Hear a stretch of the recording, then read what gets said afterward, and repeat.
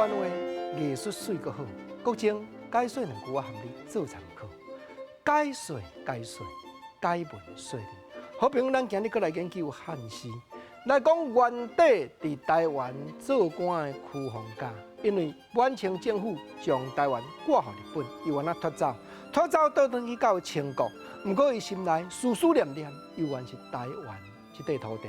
伊有一首诗，见面讲话做天涯，天涯眼断小思烦，梦入虚无缥缈间。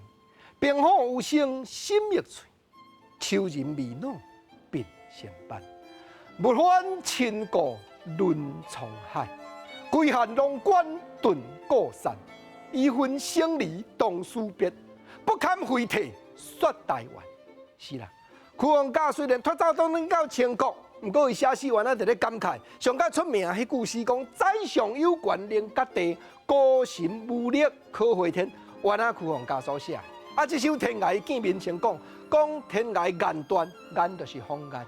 咱过去诗句咧讲方眼就是阴神，阴神已经长啊无在了，搁甲台湾遐亲像50老朋友互相往来联络咯，只有梦入虚无缥缈间，民望着台湾，因为我这条性命是拖命活掉的，我是冰火有声，冰火就是战争，有声我这条命留落来，存落来，勉强活落来。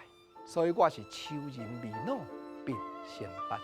忧愁的人年岁都还未老咧，但是鬓边已经乌翻白了。感慨思念所有遐个老朋友亲情50，因为因物换千古论沧海，我归汉龙关遁故山。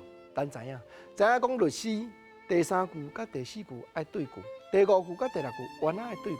所以物换千古，就是讲遐个亲朋戚友，遐个过去的故友，沦落沧海，日本伫咧介管。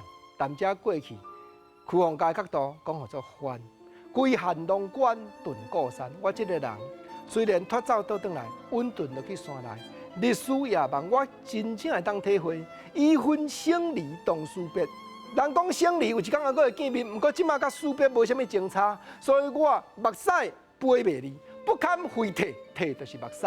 安尼目屎拭袂干，你想倒位？不堪回涕说台湾，我心内所想的天涯遥远，台湾这块土地，这是屈逢嘉诗句，也是伊的心声啦。